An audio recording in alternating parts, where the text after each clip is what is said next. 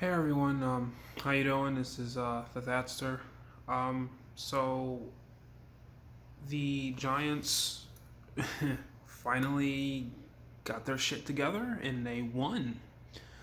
Um, it was a game that I honestly I thought Tampa Bay was going to never like take their foot off the accelerator. At halftime, the score was 28-10. Allowing 28 points in one half. I thought there was a chance that they might literally score damn near 50 points by the end of this, and um, the unthinkable happened. Not only did our defense manage to only give up 3 points in the second half, but we won. And I know it was a field goal, that was missed, and that's you could argue that we're lucky, but as a Giants fan who has been very thirsty for a win, I don't look at it that way. You know, I try not to look at it that way. A few things I want to talk about. The obvious one is Daniel Jones. I believe he had 336 yards passing today with 2 touchdowns. Um, this guy just looks poised. He uses his feet to scramble around, and he just looks more comfortable. And even with how you know mediocre our offensive line is, he just looks more comfortable than Eli does in this system. I never really thought Eli was a good fit for Shermer's offense to begin with, but you know, I did, clearly Jones I think is more of a fit because he can move around more, and I honestly think it opens up Shermer's playbook a little bit more. Um,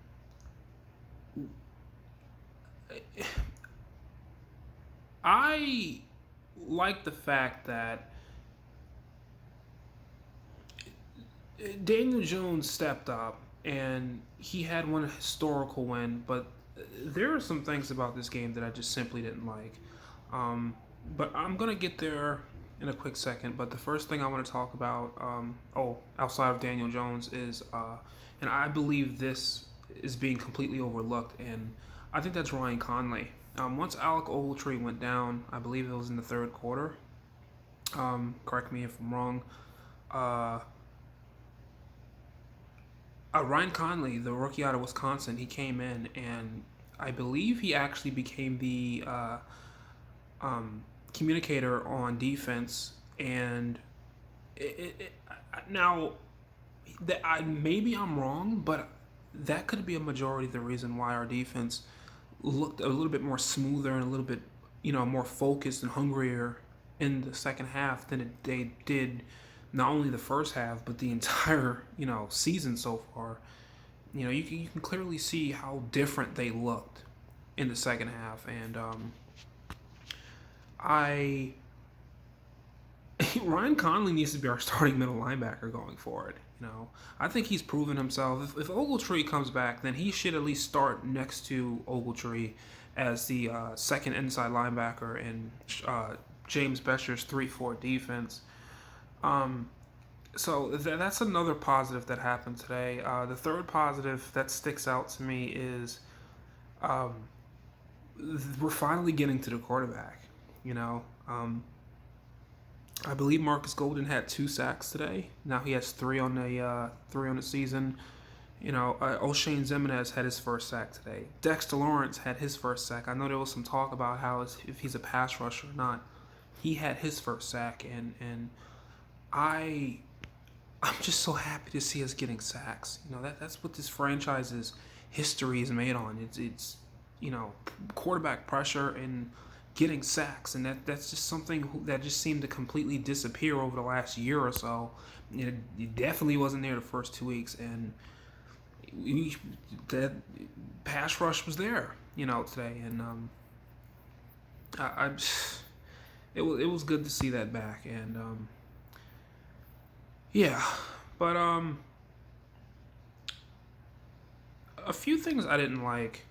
Uh, Number one, Nate Solder.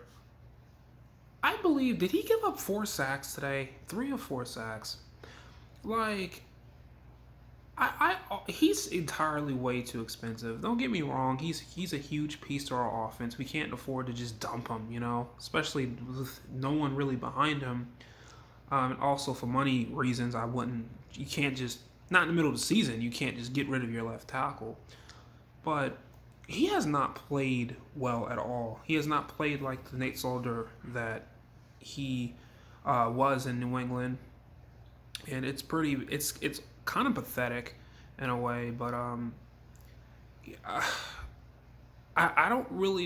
I mean, the best we can do right now, the best I can do is just hope that he just, cause I would say I hope that he steps up and stops bullshitting, but Solder, like I said, he's our left tackle, and I just hope that he doesn't get Daniel Jones hurt, because the poor kid was on his back, for a majority of the third quarter. It's pretty sad, and especially at the very in third quarter, early fourth quarter, it was ridiculous. I mean, I I don't know how you can give up that many sacks in one game. Like it makes you wonder what else he could have done if he had a little bit more time to throw the ball. Other than those few series where Solder had that, you know, a terrible performance, our offensive line actually I think held up pretty well. So I guess that's a plus. But going forward, Solder, more consistency would be nice. And I'm gonna wrap this video up real quick. But the another thing that I want to touch base on is Janoris Jenkins. Now, Jenkins, unlike Solder, Jenkins is someone I believe we should move on from before the season ends. I mean, I don't understand how you can just constantly get beat over and over and over again. Now, don't get me wrong. I know it's Mike Evans. Mike Evans is a monster. Mike Evans is, one of the best wide receivers in the NFL. It's hard to really cover Mike Evans, You kind of can only really contain him. I'm not sure if you can actually shut him down. But he's someone who, Janoris Jenkins is someone who has always kind of been inconsistent, and this season so far he hasn't been well. He did have an excellent pass breakup. I believe that was in the third or fourth quarter. That honestly really should have been a pick. And if he would have picked it off, it could have been a pick six, but he didn't hold on to it. He definitely could have redeemed himself. I was a little bit happier with him after that play, but he almost costed us the game, getting beat, during the last minute or so of the game, and it was just. I'm not sure if I'm okay as a fan, okay with him being on the field for us for the rest of the season. But we don't really have much of a option, to be honest. I mean, everyone else that's behind him, they're younger. Julian Love and DeAndre Baker and all those guys, they're younger. Or some of the guys on our depth chart are just absolutely awful. And you have to just work with what you have. That's just what it is until the off season. But Janoris Jenkins is someone I do believe can bounce back. But I the first 3 weeks I haven't seen much out of him that looks impressive. Obviously I want to touch on the Saquon Barkley injury. I remember he went down, and I texted one of my friends, and I told him basically the season's over. And at that time, I believe the score was 21-10. I believe it was 21-10. I'm not sure. We were getting blown out, that's for sure. And we didn't look good. And I was like, the season's over. Right now I'm just focused on the progression of Daniel Jones. And it's just kind of funny how, our only offensive weapon, at least that's what it looks like, he goes down, and we still somehow, not only did we end up winning the game, but our offense starts to gel together and rally around Daniel Jones, and it's mind blowing. A lot of our rookies today stepped up, and you would never thought, that would happen, and especially not three weeks into their first season. Um, so anyway, Giants 1-2. We win today, 32-31. After I don't know if I remember the kicker's name that missed the field goal. He actually missed several. I think 2 extra points today, and he missed the game-winning field goal. And it's funny, I actually expected that to go in too, and when it I almost did a backflip, when it didn't go through, and it's great to be a winner, as a Giants fan. For once, feels like forever since the last time I've seen this team win. Giants win 32-31. We got if I can remember correctly, the Washington Redskins next week, and I believe that will be at MetLife Stadium. I must say, before today, I didn't think that would be a game we can win, but I think that might be a game that we could possibly win.